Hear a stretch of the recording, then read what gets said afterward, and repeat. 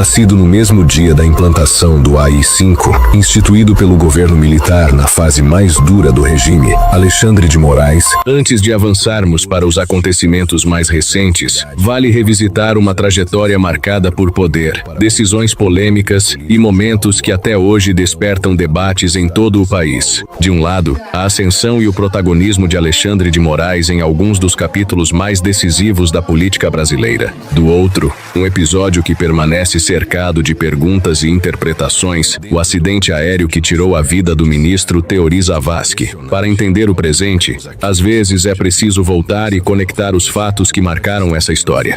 Se tornou promotor de justiça aos 23 anos de idade, onde passou 10 anos exercendo o cargo. Entrou para a política com o padrinho político Geraldo Alckmin, então governador do estado de São Paulo. Honestidade, o estado de São Paulo tem nome. O nome é o governador Geraldo Alckmin. Esse grande líder. Estava à frente da pasta quando o PCC cometeu atentados nos idos de 2006. Posteriormente foi secretário no governo Kassab, onde ascendeu politicamente ainda mais rápido e foi chamado até de supersecretário. Ali ele esteve à frente também da Secretaria de Transportes. Curiosamente se afastaria naquele momento da política para abrir seu escritório de advocacia, e neste período teve como cliente uma obscura cooperativa, que era ligada àquela facção a qual ele combateu enquanto secretário.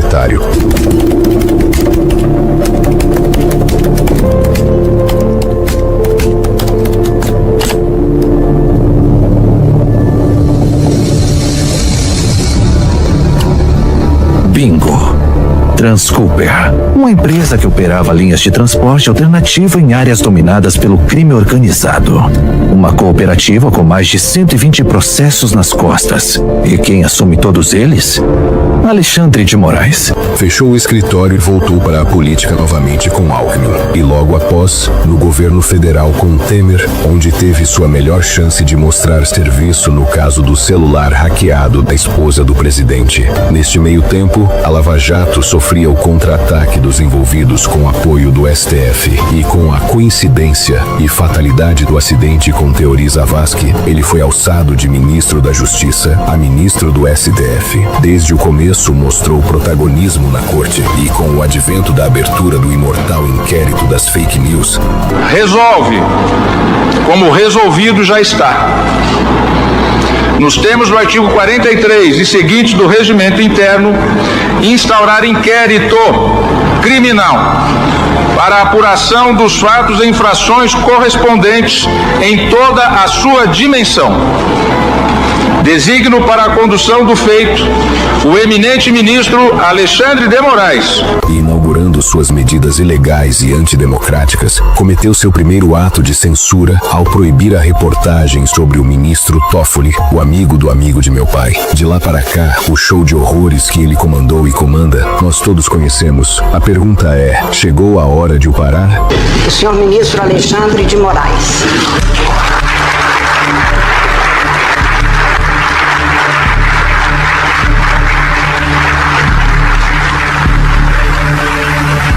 This is how liberty dies, with thunderous applause.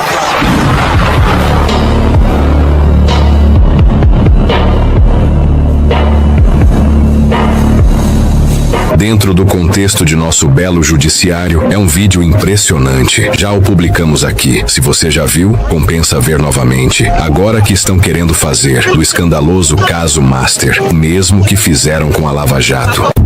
19 de janeiro de 2017. O até então ministro da Justiça, Alexandre de Moraes, segue sua agenda de atividades rotineiras em Brasília. É um investimento, de um lado, na construção de novas unidades com segurança. Ele ainda não sabe, mas nas próximas horas, o destino trará o presente mais oportuno e sombrio de sua carreira.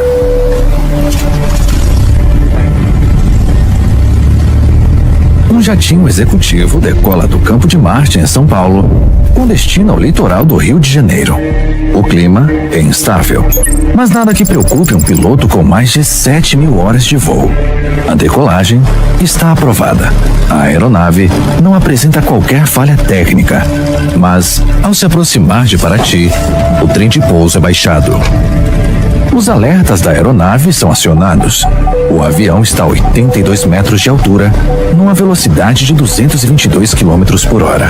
O piloto decide fazer uma tentativa de pouso forçado, mas algo dá errado. Esse avião fazia, que eu falo pra vocês, ele estava fazendo uma curva. Fez uma curva. Aí quando ele fez assim, ele... Às 13 horas e 57 minutos, o avião atinge a água. Nenhuma das 5 pessoas a bordo sobrevive. Uma delas está em posse de documentos capazes de colocar políticos, empresários e até presidentes atrás das grades. Ministro do STF, Teori Zavascki. O corpo do ministro Teori Zavascki foi resgatado de dentro do avião que caiu no litoral de Paraty. Mas é absolutamente necessário que o acidente seja investigado.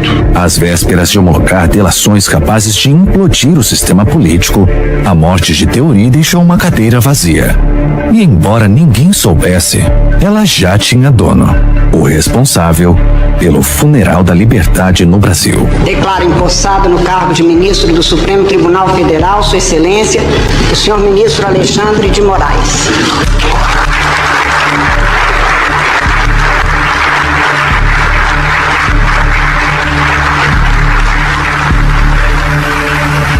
This is how liberty dies. With thunderous applause. Essa solução mais fácil era botar o Michel. Eu sou um rimando que capota essa porra. Eu gosto do Michel, porque o Michel é guarda. Não esqueça da mulher tá morto, porra. Não, é um acordo. Botar o Michel. Um grande acordo nacional com o Supremo, com tudo, sobre todo mundo e lá, e aí determinar onde tá.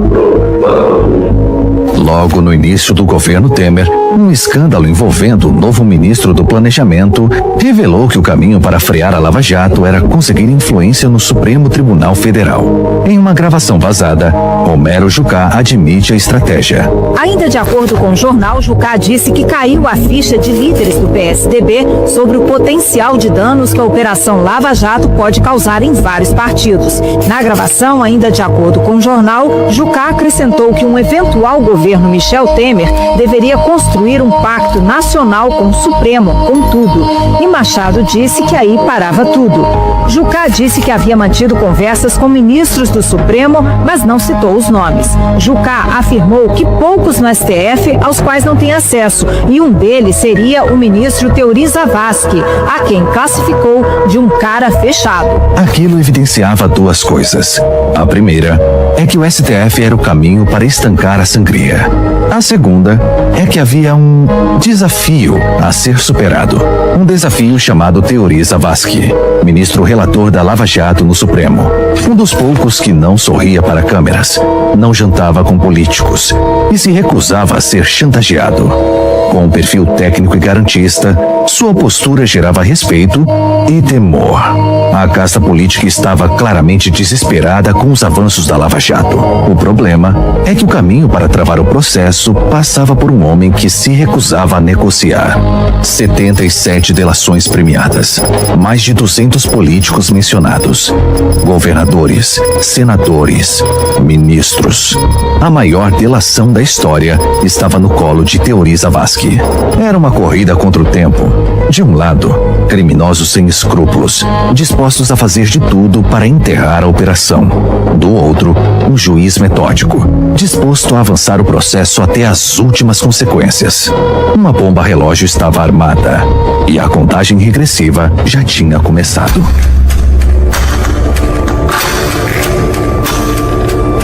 Numa publicação em redes sociais, Francisco Zavascki, o filho de Teori, demonstra genuína preocupação. É óbvio que há movimentos dos mais variados tipos para frear a Lava Jato. Penso que é até infantil imaginar que não há. Isso é, que criminosos do pior tipo, conforme o Ministério Público Federal afirma, simplesmente resolveram se submeter à lei. Acredito que a lei e as instituições vão vencer.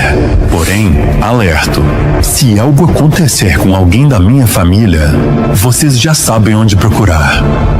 Teori sabia que estava correndo contra o tempo, então decidiu abrir mão das próprias férias para avançar os trabalhos da Lava Jato. Em dezembro de 2016, enquanto Brasília se esvaziava para o recesso de fim de ano, ele varava noites debruçado sobre pilhas de documentos. Milhares de páginas sobre delações transcritas, centenas de nomes, governadores, senadores, ex-presidentes. Não era só mais um caso jurídico, era uma missão de vida. Em 18 de janeiro, Teori se encontra com o procurador-geral Rodrigo Janot para discutir os últimos detalhes antes de homologar as delações. A bomba relógio estava prestes a eclodir, mas então...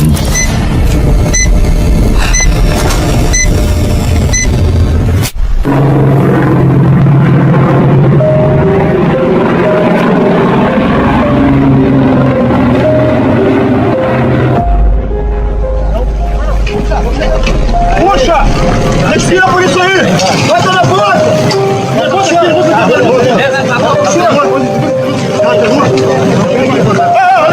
Puxa a corda, puxa a corda agora, puxa a corda! Puxa a corda!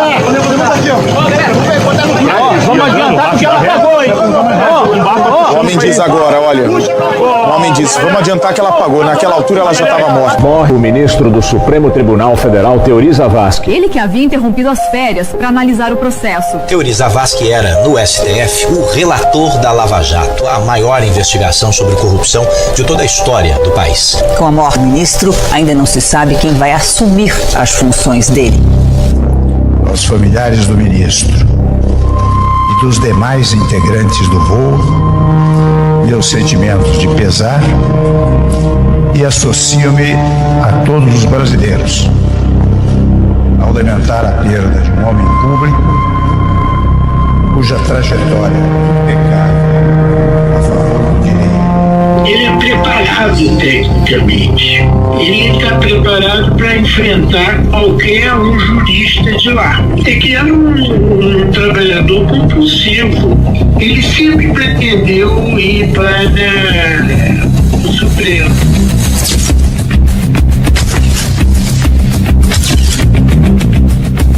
Foi tudo muito rápido, tudo muito estranho, tudo muito conveniente.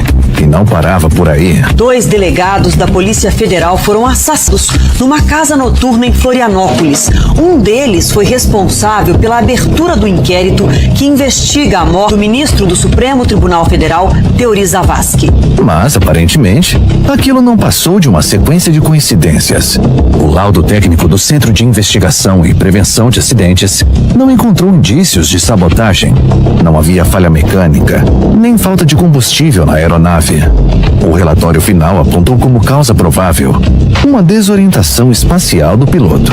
Um piloto experiente, com mais de 7.000 horas de voo acumuladas.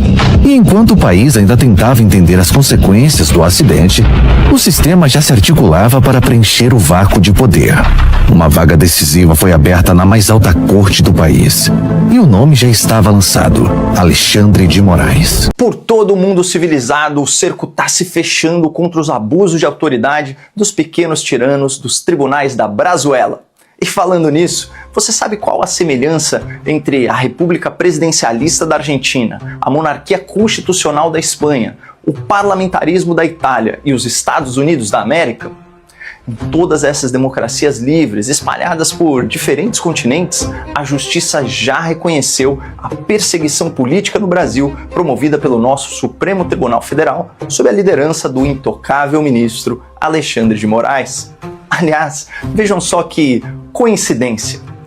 nenhum país no mundo, até hoje, autorizou a extradição de jornalistas, manifestantes ou autoridades públicas investigados ou julgados nos processos judiciais tocados por Alexandre de Moraes. Em outras palavras, nenhum outro poder judiciário do planeta que tenha examinado os casos de forma independente e imparcial concordou com a legalidade das ordens e condenações impostas aos réus pelo xerife do Supremo. É por isso que o antigo diretor-geral da ABIN, Alexandre Ramagem, continua nos Estados Unidos. É por isso que o ex-assessor do TSE, Eduardo Talhaferro, continua na Itália e a ex-deputada Carla Zambelli acaba de conquistar sua liberdade por lá. É por isso que o jornalista Oswaldo Eustáquio continua na Espanha. É por isso que os manifestantes do 8 de janeiro continuam na Argentina com status de refugiados políticos. Ou seja, alguém está muito errado nessa história. Ou a justiça de nações livres e democráticas espalhadas por 3 continentes, ou o nosso STF e seus porta-vozes na imprensa. Quem será que está com a razão? Moraes ou o mundo? Você decide, caro espectador, com cérebro. O fato é que, semana passada, Alexandre de Moraes sofreu uma derrota pessoal na justiça americana, que finalmente autorizou que o ministro fosse notificado por e-mail sobre um processo que corre contra ele há mais de um ano lá na Flórida, nos Estados Unidos. Ocorre que, por 457 dias, a burocracia brasileira blindou o ministro Moraes, atrasando os procedimentos e impedindo que a notificação chegasse pelos canais oficiais ao ministro do Supremo, que obviamente já sabia da existência do processo, amplamente noticiado pela imprensa e muito comentado nas redes. Após exaurir todos os caminhos possíveis e identificar esse esforço de blindagem por parte do Estado brasileiro, a justiça americana determinou que Moraes bebesse do seu próprio veneno e fosse oficialmente comunicado sobre seu processo pelo seu e-mail institucional de trabalho. A ironia do caso salta aos olhos. Esse é o mesmo procedimento e o mesmo e-mail que Moraes utilizava para dar ordens secretas de censura, ameaçar plataformas e notificar empresas americanas sobre ações judiciais no âmbito do STF. A diferença é que Moraes se utilizava desse expediente sem a devida previsão legal, como primeiro recurso, atropelando tratados internacionais, ritos processuais e, em muitos casos, a própria Constituição, a brasileira e a americana. Como esquecer daquele episódio em que Alexandre de Moraes notificou Elon Musk por um post em rede social, ou quando ele citou Eduardo Bolsonaro por edital, ou o pior dos casos, que foi flagrado em vídeo, a crueldade, a desumanidade da intimação de Jair Bolsonaro numa UTI de hospital, enquanto ele se recuperava de uma cirurgia nas vísceras e era alimentado por sondas. Bom, agora quem terá de responder à justiça americana é Moraes, e o prazo já está correndo contra ele. O ministro terá 3 semanas para apresentar sua defesa, sob pena de ser julgado à revelia e condenado a uma indenização multimilionária pela justiça do país que controla o sistema financeiro global. Do outro lado da causa estará Martin DeLuca, ex-promotor do Departamento de Justiça americano, sócio de um escritório especializado em litígios internacionais e advogado das plataformas Rumble e Truth Social, cujo maior acionista é ninguém menos que Donald Trump. Segundo o advogado, Moraes está sendo processado por censura extraterritorial, fora da jurisdição brasileira, pela imposição de ordens secretas contra plataformas americanas e contra o discurso livre protegido pela Constituição. É um diagnóstico idêntico àquele registrado pelo jornal Folha de São Paulo em seu editorial de abril de 2024. Aspas. O ordenamento impede o Estado de calar um cidadão sob qualquer pretexto. Mas o ministro do STF, com decisões solitárias e inquéritos anômalos, conduzidos pelo magistrado e não pelo Ministério Público, que seria o órgão competente, reinstituiu a censura prévia no Brasil. Ordens secretas de Alexandre de Moraes proíbem cidadãos de se expressarem em redes sociais. As contas se apagam sem o exercício do contraditório nem razão conhecida. Tanto aqui quanto nos Estados Unidos, esse tipo de censura é ilegal e é uma vergonha que ela venha da Corte Suprema. Contudo, se as instituições brasileiras ainda não estão maduras o suficiente para responsabilizarem o ministro Alexandre de Moraes pelas suas transgressões em âmbito político e em âmbito penal, talvez possamos contar com a responsabilização civil e financeira do magistrado pelas mãos da justiça americana. Enquanto isso, Moraes segue na contramão do mundo livre e democrático, acompanhado do pior tipo de jornalista que existe, aquele que não luta pela liberdade de expressão.